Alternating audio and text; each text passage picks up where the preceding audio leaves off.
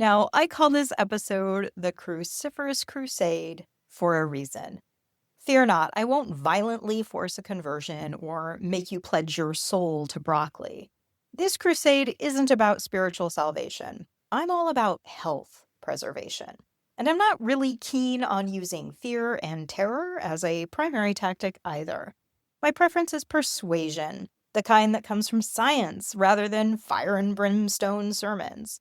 Crucifers are nutrient-dense, affordable, and packed with sulforaphane and other phytochemicals that most vegetables just can't compete with.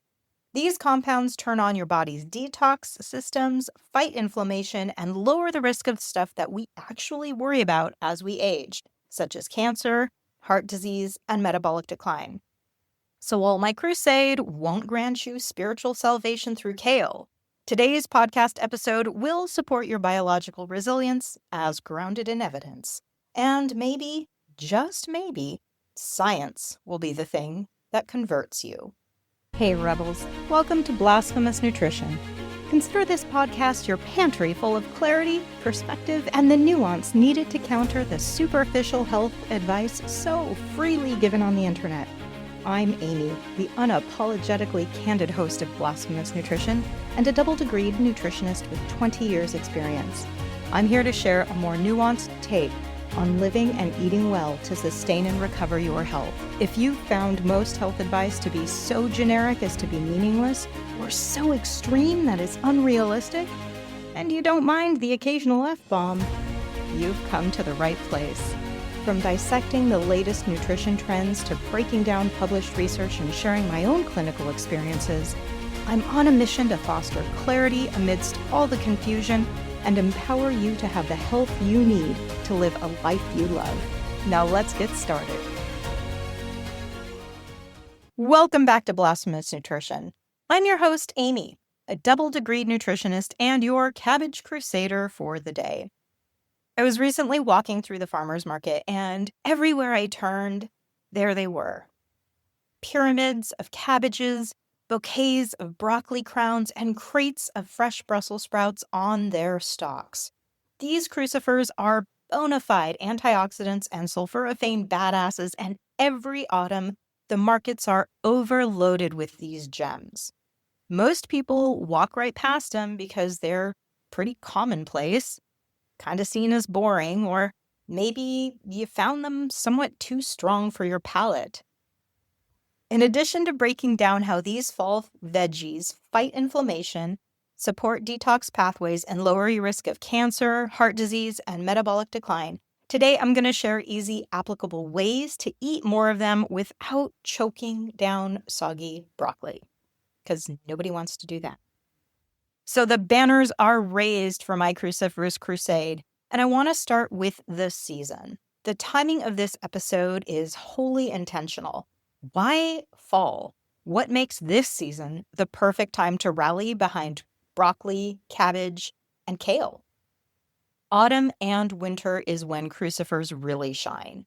Farmers markets and grocery aisles are overflowing with broccoli, cauliflower, Brussels sprouts, and that seasonal abundance matters. When a crop is in season, you get three big wins. The price drops, the nutrient density is at its peak, and the flavor is more vibrant because those vegetables haven't been sitting in storage for months or, for many of us, hauled halfway across the globe. Additionally, in late winter, they are one of the few non-starchy vegetables that are available that have been locally grown or grown relatively close by if the word permafrost is part of your local lingo. Crucifers are some of the most nutrient-packed foods per bite. Beyond fiber, vitamin C, vitamin K, magnesium, and folate, they contain some pretty amazing phytochemicals that aren't replicated in other produce. These nutrients are especially valuable heading into colder months when your immune system and your metabolism both benefit from that extra support. And practically speaking, fall crucifers are built for hearty cooking. This is the time to lean into sheet pan roasts, big pots of soup, and stir fries that warm your belly and leave leftovers for tomorrow. Plus, the abundant variety of the crucifer family can carry you through a whole week of meals without it feeling repetitive and boring. Finally, they last a lot longer than those delicate spring lettuces do, which alone makes them a worthwhile kitchen staple regardless of the season. So, if you have no other reason than looking for the biggest return on investment from your grocery budget, crucifers are hard to beat. But their true charm is found in their phytochemicals. In the Bible's book of Revelation, the devil gets cast into a lake of fire and sulfur. In my version, I'm throwing the devil of chronic inflammation into a lake of fiber and sulforaphane. It's the same vibe, but in my opinion, it's a much better story. If there's one thing crucifers do better than any other vegetable, it's burn down the biochemical chaos that fuels disease. Their fuel of choice is those phytochemicals, sulforaphane, indole 3-carbinol, and glucosinolates among them. A sulfur-rich trinity that detoxifies, protects, and rebuilds us from the inside out. While every plant does contain phytochemicals, crucifers carry a unique lineup that is rather special. Sulforaphane, indole 3-carbinol, and glucosinolates are the compounds that give broccoli, cabbage, and Brussels sprouts their bite, as well as their power. Sulforaphane is probably the most well-researched crucifer phytochemical and considered the star player. When you chop or chew a cruciferous veggie, an enzyme called myrosinase flips a switch, transforming glucoraphanin, a type of glucosinolate, into sulforaphane. And once active, sulforaphane stimulates the liver's detox pathways, especially phase 2 enzymes that neutralize carcinogens before they can damage our DNA. If that's not star player superpower, I don't know what is. Sulforaphane acts as an antioxidant and anti-inflammatory, reducing oxidative stress and calming inflammatory pathways like NF-kappa B that can drive chronic disease. On a cellular level, sulforaphane can halt the cell cycle and trigger apoptosis, which is our body's self-destruction of damaged or precancerous cells. Research even observes that those on the upper end of crucifer consumption have less cognitive decline and neurological issues as they age. And animal and mechanistic studies support that observation by demonstrating it helps our neurons withstand oxidative stress. Indole 3-carbinol, or I3C, is another crucifer compound released as glucosinolates break down. As they break down, I3C is released, which the stomach then converts into diindolyl methane, which I'm going to call DIM, as it is commonly called, because diindolyl methane is just too damn difficult to keep repeating. I3C and DIM are best known for their influence on hormone metabolism, especially how the body processes estrogen. Estrogen itself is not the enemy. I really want to repeat that. Estrogen itself is not the enemy. In fact, estrogen protects a woman's heart, brain, metabolic, and bone health. The problem that gets simplified into villainizing estrogen outright is ultimately about how that estrogen is broken down in the body. Your liver can turn estrogen into different metabolites. Some of these are protective, and others can be more reactive and damaging to our DNA. I3C and DIM nudge that process towards the safer metabolites, increasing the ratio of 2-hydroxyestrone to 16-hydroxyestrone. If those terms are familiar to you, you know what I'm saying. If not, it's okay. You can just disregard that. The takeaway here is that it shifts the balance from high risk to low risk estrogen chemistry. By improving estrogen metabolism, I3C and DIM help reduce estrogen dominance, a pattern associated not only with cancers like breast, prostate, and endometrial cancer, but also to PMS, fibroids, mood swings, menopause symptoms, and midlife weight gain. DIM in particular also influences androgen metabolism, and that can help rebalance the testosterone to estrogen ratios, which is protective for both men and women. Beyond hormones, I3C and DIM also affect our gene expression. We all grew up thinking that genes were static and immutable. You either have blue eyes or you don't. And while this is true for some genes, there are many, many genes that can alter their activity based upon the environment they're in and certain triggers. This is called epigenetics or gene expression. I3C and DIM reduce the risk of cancers by turning up or influencing our tumor suppressor genes and turning down oncogenes, which is a mutated gene that can turn into cancer. And it does this through these epigenetic changes. In simpler terms, I3C and DIM help your DNA express its healthiest, most protective version of itself.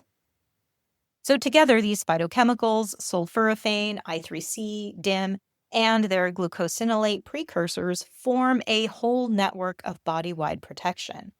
They reduce DNA damage, modulate inflammation, optimize hormone metabolism, and support our body's natural detox systems. The downstream effect of all this cool shit is profound.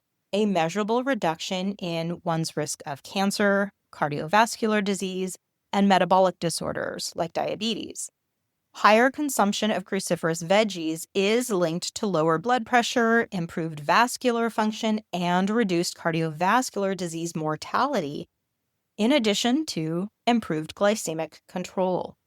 So cruciferous veggies may directly help prevent type 2 diabetes, partly through their effect on blood sugar regulation and insulin sensitivity, because they directly support the liver's ability to metabolize glucose, increasing insulin sensitivity in that organ, and they reduce the inflammation associated with oxidative stress throughout the entire body, thus supporting our heart, our brain, and our metabolic health.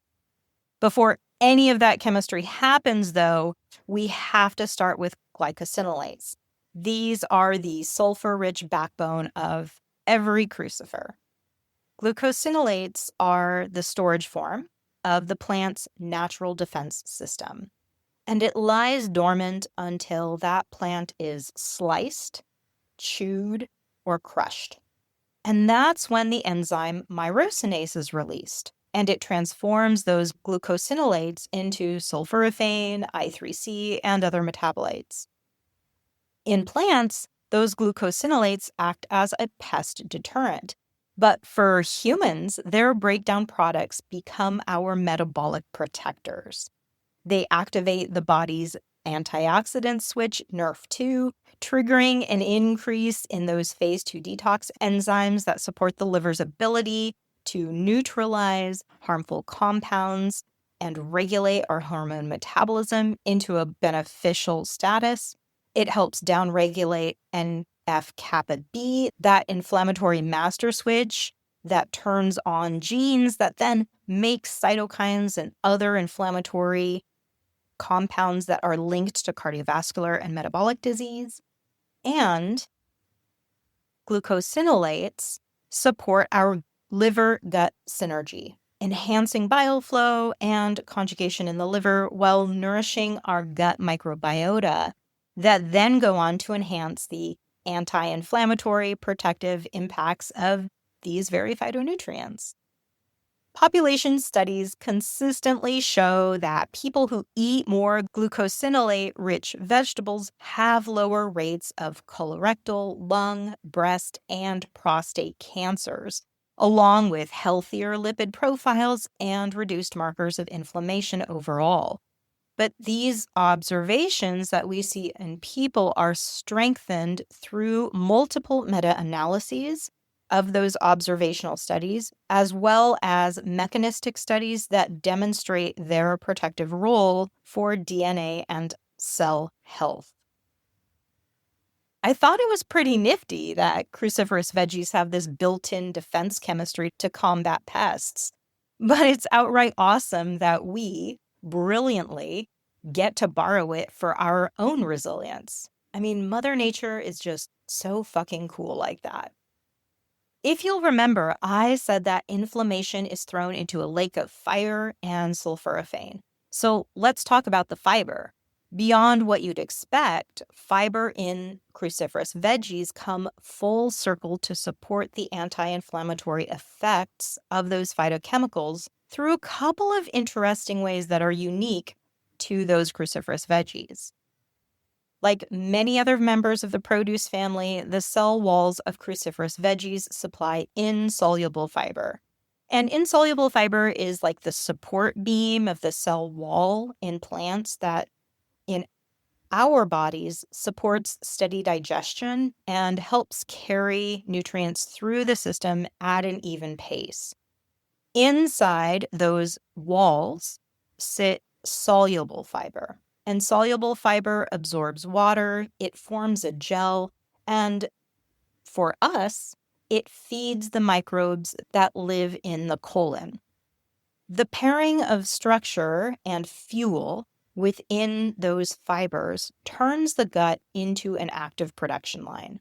Fiber provides the environment, timing, and microbial support that allows compounds like sulforaphane, I3C, and DIM to reach their potential. So here's how that assembly line works. The insoluble fibers slow down our digestion, and this potentially extends the window for enzymes and gut microbes to interact with those cruciferous phytochemicals. Theoretically, it gives more opportunity for glucosinolates to be converted into the active compounds sulforaphane and I3C, especially if those crucifers have been cooked. And here's why. Cooking inactivates myrosinase, that plant enzyme that usually triggers the creation of sulforaphane. And that is why letting your cruciferous veggies sit for a few minutes after chopping is important. It facilitates that conversion, and sulforaphane is heat resistant. That said, certain human gut microbes, including species of Lactobacillus, Bifidobacterium, and Bacteroides, produce similar enzymes that can complete that conversion from glucophorinin to sulforaphane. So the capacity for any body to activate sulforaphane in the gut depends wholly on microbiome diversity as well as diet history. Some research supports that regularly consuming cruciferous veggies does increase the sulforaphane transforming activity of these microbes over time. So this is where consistently consuming cruciferous vegetables adds this compound health benefit because you effectively train your gut to breed more of the microbes that will create the sulforaphane that will then benefit your body. Our gut microbes love soluble fiber as well. It's their energy source, and it's found inside the cell walls of cruciferous veggies. That's that kind of gel substance within the walls of the cell. And when well nourished by soluble fiber, our gut microbes can generate more bioactive compounds from the same serving of broccoli or cabbage. As the microbes digest fiber, they then ferment it into what is known as short-chain fatty acids, like butyrate, propionate, and acetate. I spoke to these, especially butyrate, in my last episode on mushrooms, so I'm not going to belabor their benefit much further. Suffice it to say, short-chain fatty acids alone by themselves regulate inflammation, blood sugar, and immune function. They support intestinal barrier integrity, reduce those pro-inflammatory cytokines that wreak havoc, and modulate our gene expression through the same cellular pathways that sulforaphane engages in. And this ultimately means that the fiber fermentation by the microbes and the phytochemical metabolism from the chopping and chewing of cruciferous veggies reinforce one another's anti-inflammatory effects. Super freaking cool. Now, once produced, short-chain fatty acids and those crucifer metabolites enter into our circulation, and that's where they enhance our liver detox pathways, our blood lipids, reducing LDL cholesterol, facilitating hormone metabolism, and enhancing insulin sensitivity. Fiber gives glucosinolates and their metabolites additional time and a microbial partnership, allowing them to reach their full potency while also doing everything else it does for the body and digestive system outside of this specific role. So when we throw an inflammatory state into the lake of fire and sulforaphane, we neutralize the harm and provide the opportunity for healing. And this is the body's sacred covenant. It is always seeking to heal and be well. Now, of course, not everyone steps into the lake of fiber and sulfur without a little turbulence. Crucifers are well known to cause gas, bloating, or discomfort, more so for people whose guts are not used to that much fiber or individuals who have an imbalanced microbiome. But it's not a sign that your body can't handle vegetables. It's a sign of adjustment in the best case scenario and a sign of microbial imbalance in the worst case scenario. Both of these can be remedied.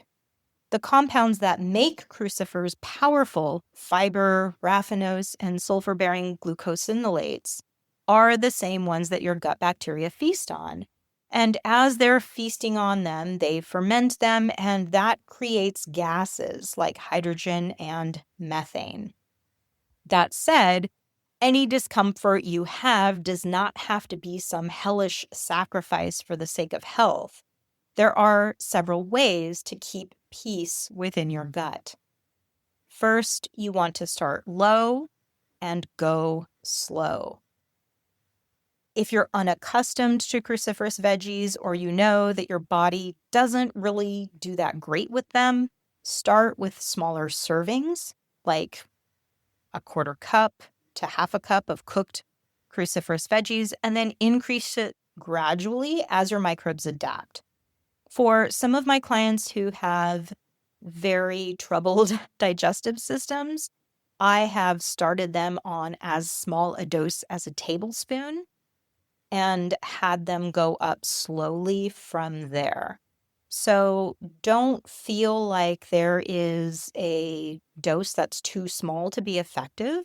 Start with what your body can tolerate and do that for a week, sometimes 2 weeks, and then incrementally increase it from there. It is definitely worth it if you struggle to digest crucifers to just be patient, start low, go slow, and build up your tolerance. The other thing that you can do is cook it. Steaming or roasting cruciferous veggies breaks down some of those fibers and inactivates some of the sulfur compounds that lead to odor and gas. Our cooked crucifers are still nutrient dense, but they are far gentler on our digestive system. The bacteria in your gut that processes the sulfur compounds in crucifers can become more efficient over time with those small, regular exposures. Another thing that you can do is pair it with acidity. Try a squeeze of lemon or a splash of vinegar. This can also help denature those sulfurous compounds and aid stomach acid production, helping to improve the breakdown.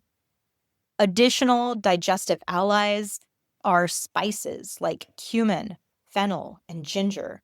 These help reduce gas and smooth the transit process. They've been used in traditional cuisines like Indian cuisine for millennia. And you'll know that a lot of Indian cuisine specifically is very heavy on beans like lentils, as well as veggies like cabbage and crucifers.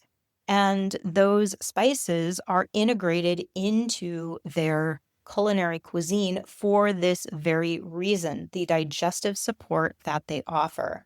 Some people also find that digestive enzymes such as BINO can be extremely helpful when they are consuming foods like beans or cruciferous veggies that tend to leave them bloated and gassy.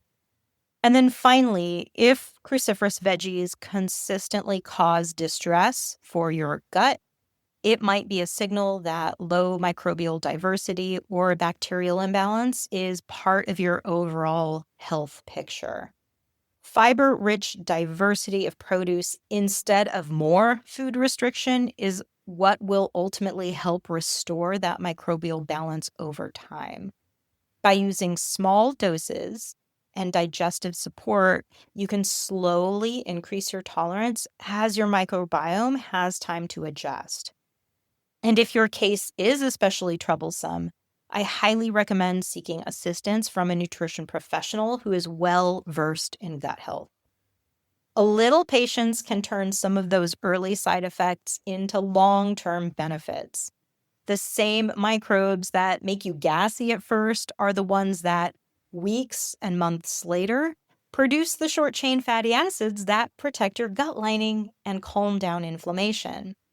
So, yeah, crucifers may come onto the scene making a lot of noise at first, but most often, for most of us, it's just an adjustment period while your microbiome adapts. So now that I've covered kind of overcoming any digestive drama that these veggies can give you, let's look at making them something that you would actually want to eat on a regular basis. Because while the science is awesome, it's useless without action. Practicality is the name of the game when it comes to consumption here. None of the science behind crucifers matter if they rot in your crisper drawer. The reality is most people do not eat enough cruciferous veggies.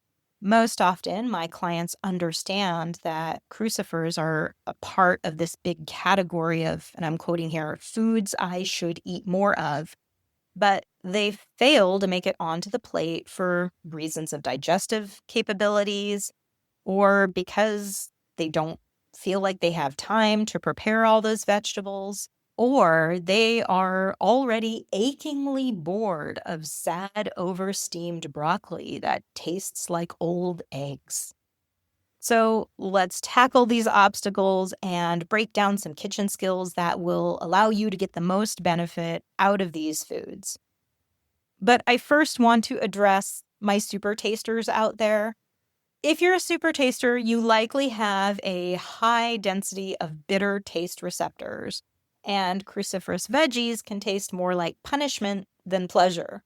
That bitterness does come from the glucosinolates, those same compounds that make them so amazing.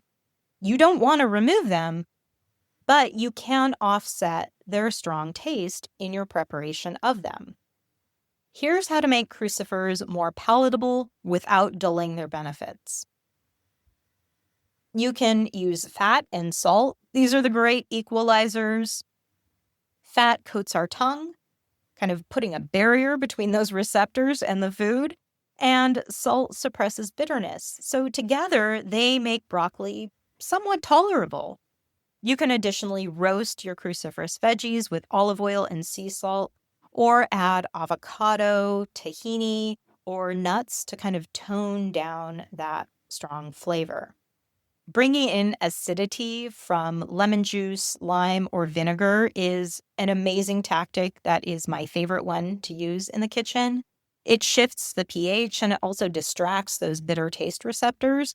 So be sure to dress your kale or your cabbage with citrus or balsamic dressings before you dive in. It is really surprising how profound a difference a little acid makes. Another thing that you can do is layer in some sweetness. Roasting triggers the Maillard reaction or caramelization, the releasing and browning of some of the natural sugars found in plants. You can also pair your crucifers with apples, roasted onions, or pomegranate to kind of balance out that bite. My favorite way to enjoy Brussels sprouts is roasted, which brings out the Maillard reaction, with a touch of maple syrup, further enhancing that reaction and adding its own sweetness. And then I balance it out with some dried cranberries for good measure and additional distraction on my palate. You can also spice with the intent to distract. Cumin, smoked paprika, chili powder, these add warmth and complexity. Ginger, turmeric can really brighten that flavor profile as well as complement the cruciferous veggies anti-inflammatory chemistry because ginger and turmeric are also pretty potently anti-inflammatory. Strong spices can mute the bite of a cruciferous veggie and also compete for your tongue's attention, making them ultimately more palatable on your plate. And then finally, blending. Blending is awesome. Smoothies, blended soups, pestos, like an arugula pesto, can take a crucifer and mute that bitterness without destroying the phytochemicals. Additionally, a handful of pineapple or the juice of half a lemon in a kale smoothie makes that medicine much easier to swallow. It's totally okay if you don't like the taste of crucifers. You can still reap their benefits. It's just much, much easier to do and do consistently if you learn how to work with their chemistry. Okay, so let's move on to getting the most from the health benefits of crucifers through how we prep and use them. First, we want to start with activation, right? Sulforaphane doesn't just show up out of nowhere. It needs that spark. And that spark comes from chopping, slicing, or blending a raw crucifer first and letting it sit for several minutes while you prepare other ingredients, but before cooking, because that gives the enzyme myrosinase time to activate sulforaphane from the glucosinate. If you are enjoying your crucifers raw, like in a kale salad, chew each bite for about 20 or 30 seconds or even longer, and that will increase the amount of sulforaphane formed from that salad you're eating. If you are cooking your crucifers, you can reignite the myrosinase by adding a sprinkle of mustard seed powder or maybe throwing in some raw radish or daikon after cooking. Each of these naturally contains myrosinase enzymes to replace what has been damaged in the vegetable you cooked. Mustard powder is honestly my favorite. It lasts a long time in my pantry, and it also acts as an emulsifier in salad dressings. So I always make my own salad dressings. It is much tastier and quick and easy to do. And I always add some mustard powder in there as an emulsifier. I've been doing that for years, long, long before I discovered that the myrosinase in mustard powder facilitated the sulforaphane creation in my arugula salad. So you can make a dressing using mustard powder and toss it in with cooked cauliflower or cabbage. Aside from making crucifers a little bit more tolerable, fats can also improve absorption of some of those beneficial compounds. Now, the phytochemicals like sulforaphane are water soluble, but if you pair your cruciferous veggies with a healthy fat like olive oil or avocados, it improves the absorption of fat-soluble vitamins like vitamin K and also carotenoid antioxidants, which often come along for the ride in our cruciferous veggies. So it's well worth using fat regularly with your vegetables because that fat facilitates the absorption of some of those valuable vitamins and carotenoids. And then finally, diversify your crucifer crew. Rotate through crucifers like broccoli, kale, arugula, radishes, bok choy, mustard greens, cabbage. Different glucosinolates mean slightly different metabolites and different benefits. For instance, arugula contains uracil, which is converted to sulforaphane downstream, but red cabbage also brings anthocyanins to the party, which enhance our vascular health and our brain health. Variety also keeps boredom at bay and supports a more diverse microbiome to boot. So whenever you see a new cruciferous veggie at the supermarket, like the Brussels sprouts, fresh Brussels sprouts come onto the scene for a very short period of time. So when I see them fresh, I always get them fresh. It adds a nice variety into my rotation, aside from the typical cauliflower and broccoli, which I usually have around. And this also gives my gut microbiome something more interesting and unique to feast on. All of this knowledge can be enlightening, but ultimately it is action that saves us. If this cruciferous crusade has any takeaway, it's this. Our health is not built in the grand gestures of quarterly detoxes or 75 hard programs.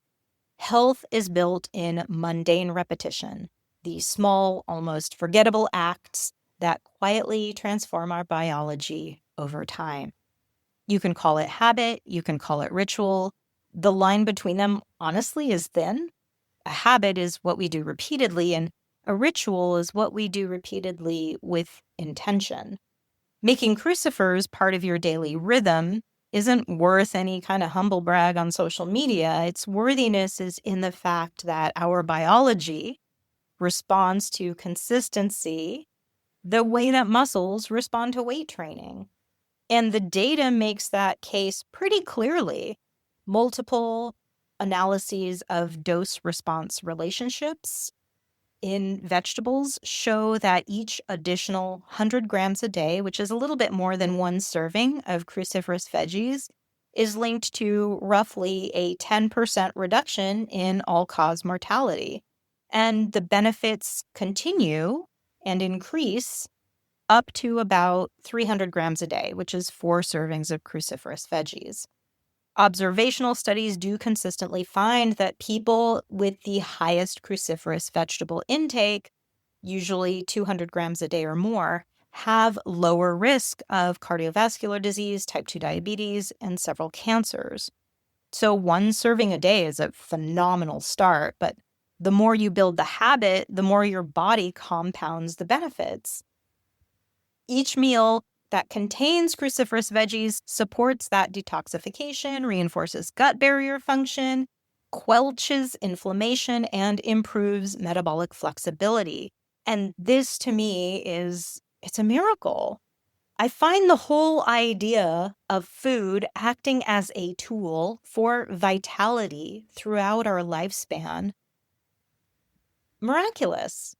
And it's this powerful miracle that we can harness each and every day. Unlike miracles that are required for sainthood, these culinary miracles are accessible to all of us through this interplay of phytonutrients and biology when it's consistently practiced.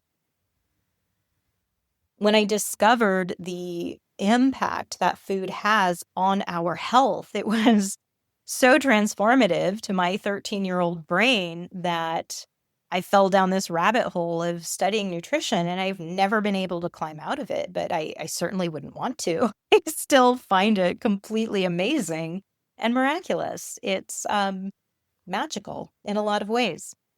If you want a simple framework to begin to get that consistency under your belt, start with 1 crucifer a day.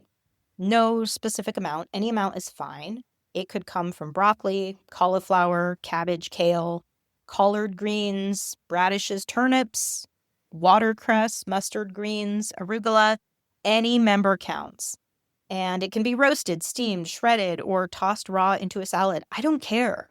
The goal here is to have 1 member of that family daily in whatever amount works for you, simply to practice the habit of daily consumption and to increase your awareness of where and how you can incorporate this vegetable family into your daily repertoire. And then once you feel like you've kind of got that handled, right? Like 5 to 7 days a week, work up to 1 serving total when you have it in your meal. And then a serving is about 1 cup cooked or 2 cups raw. So coleslaw, kale salad, steamed broccoli, cauliflower rice, Brussels sprouts, you get the idea. And once you're consuming a serving of cruciferous veggies in your meals, next level up to 4 servings across the week, and then multiple servings a day. So rotate your choices. Maybe you put bok choy in a stir fry on Wednesday. You have mustard greens sauteed with bacon and some barbecue ribs on Saturday. You put some coleslaw with your roast chicken on Monday, right? This gives you variety. This gives you flavor. And you can take leftover steamed broccoli and throw it into a morning scramble, mix arugula into the normal greens that you use at lunch for a salad. Oh, and mashed cauliflower with dinner is super awesome.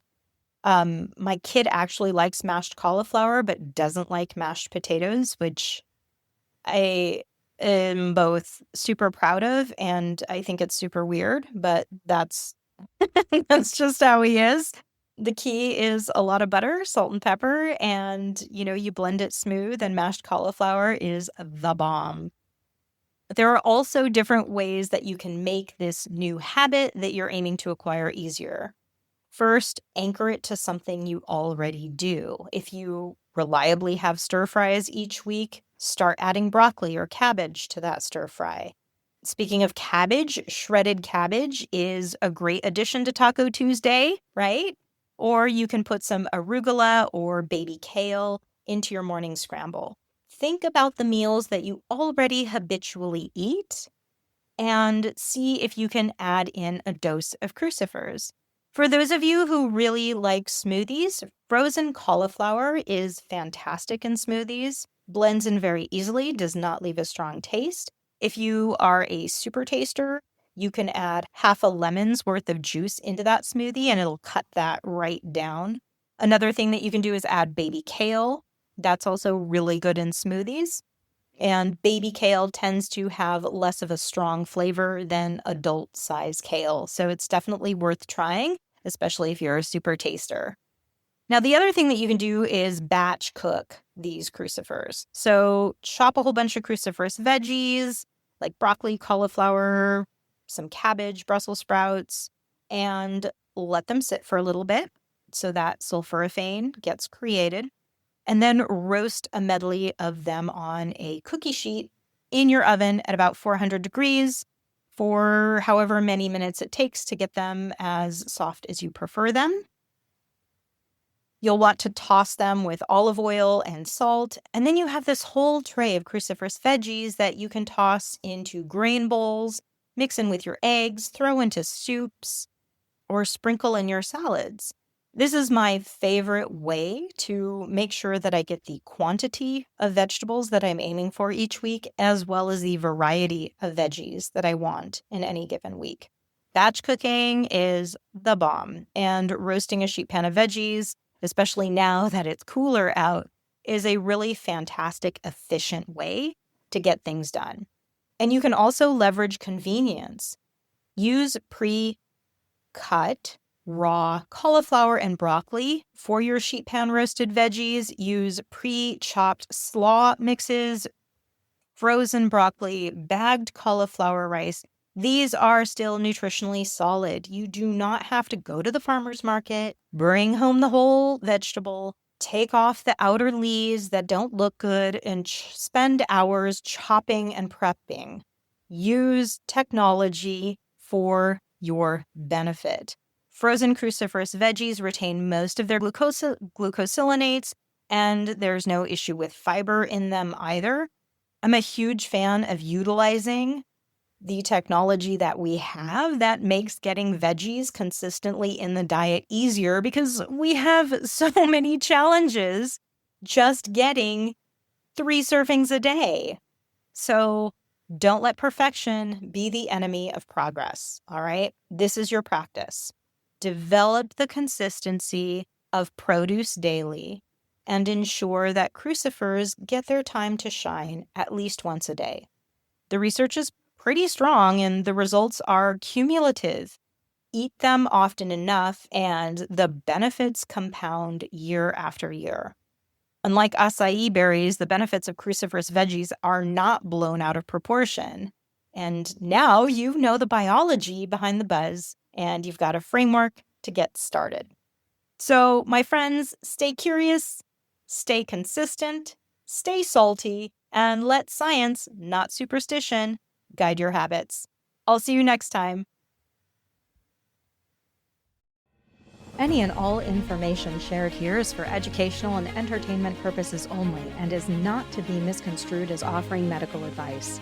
Listening to this podcast does not constitute a provider-client relationship. Note, I'm not a doctor nor a nurse, and it is imperative that you utilize your brain and your medical team to make the best decisions for your own health. The use of information on this podcast or materials linked to this podcast are at the user's own risk. No information nor resources provided are intended to be a substitute for professional medical advice, diagnosis, or treatment. Be a smart human and do not disregard or postpone obtaining medical advice for any medical condition you may have. Seek the assistance of your healthcare team for any such conditions and always do so before making any changes to your medical, nutrition, or health plan.